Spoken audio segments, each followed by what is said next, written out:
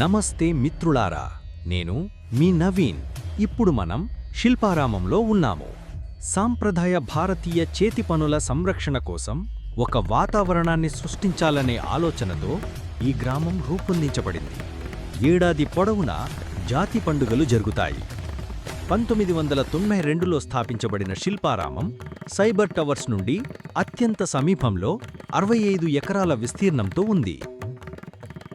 శిల్పారామం అనేది భారతదేశ సాంస్కృతిక వారసత్వాన్ని, జానపద కళలను, కాస్తవర్ణ చిత్రకళలను మరియు కార్మిక కళలను ప్రోత్సహించేందుకు స్థాపించబడిన ఒక సాంస్కృతిక గ్రామం. దీని ప్రధాన ఉద్దేశ్యం భారతదేశంలోని గ్రామీణ మరియు జానపద కళలను నగర ప్రజలకు పరిచయం చేయటం. కళాకారులు, శిల్పులు, కార్మికులు తమ కళను, వస్తువులను, చేతి వృత్తులను ప్రదర్శించేందుకు ఇది ఒక వేదికగా మారింది. ఇక్కడ అడుగు పెడితేనే మనకి గ్రామ జీవన శైలి గుర్తుకు వస్తుంది. మట్టి ఇళ్ళు, గోబిరాసిన గోడలు, బల్లెం తలుపులు, పాతకాలపు పొయ్యి అన్నీ పక్కా పల్లెటూరి ఫీలింగ్ ఇస్తాయి.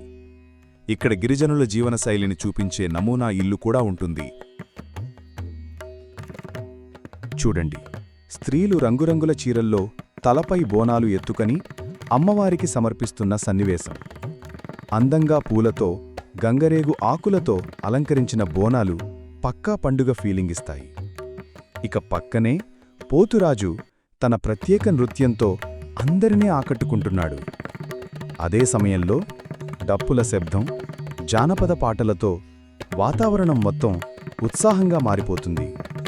ఇవి చూస్తుంటే మనం పండుగ మధ్యలో ఉన్నట్టే అనిపిస్తుంది. అవును కదా? మీకెలా అనిపిస్తుందో కామెంట్ చేయండి. ఇక్కడ బులక్ కార్ట్స్, మట్టి బొమ్మలు, చెక్క వస్తువులు, చేతి పనులతో చేసిన హస్తకళలు అన్నీ చూడొచ్చు. ప్రతి వస్తువు వెనక ఒక కళాకారుని కష్టం, ఒక కథ ఉంటుంది. ఒక్కోసారి ఇక్కడ జానపద నృత్యాలు, పాటలు కూడా ప్రదర్శిస్తారు. ఆ వాతావరణం చూస్తే పల్లెటూరి జాతరలో ఉన్నట్టే అనిపిస్తుంది.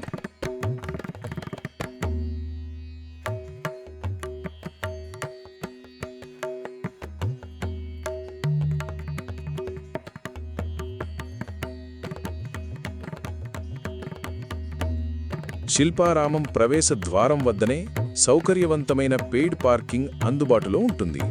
ద్విచక్ర వాహనాలకు పార్కింగ్ ఛార్జ్ 20 రూపాయలుగా నిర్ణయించబడింది. కారు పార్కింగ్కి వేరే రేటు వసూలు చేస్తారు. అయితే అది వాహనం రకాన్ని బట్టి మారుతూ ఉంటుంది. పార్కింగ్ చేసిన తర్వాత సందర్శకులు శిల్పారామం లోపలికి వెళ్లేందుకు ప్రవేశ టికెట్ తీసుకోవాలి.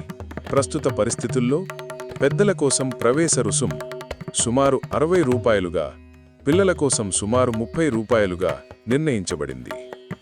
ఈ చిన్న మొత్తపు చెల్లింపుతో సందర్శకులు లోపల ఉన్న హస్తకళల ప్రదర్శనలు, సాంస్కృతిక థీమ్ విలేజ్, మ్యూజికల్ ఈవెంట్స్, జానపద కళలు వంటి అనేక అంశాలను ఆస్వాదించే అవకాశం పొందుతారు.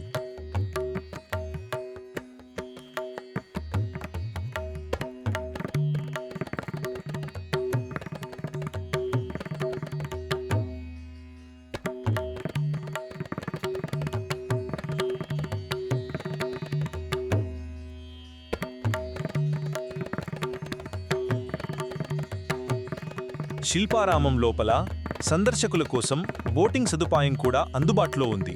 ప్రతి వ్యక్తికి 30 రూపాయలుగా నిర్ణయించబడింది. అయితే 4 సంవత్సరాల లోపు పిల్లలను బోటింగ్లో అనుమతించరు. ప్రకృతికి దగ్గరగా పచ్చని వాతావరణంలో సాగించే ఈ బోటింగ్ అనుభవం సందర్శకులకు ఎంతో ఆహ్లాదకరంగా, విశ్రాంతిని కలిగించేలా ఉంటుంది.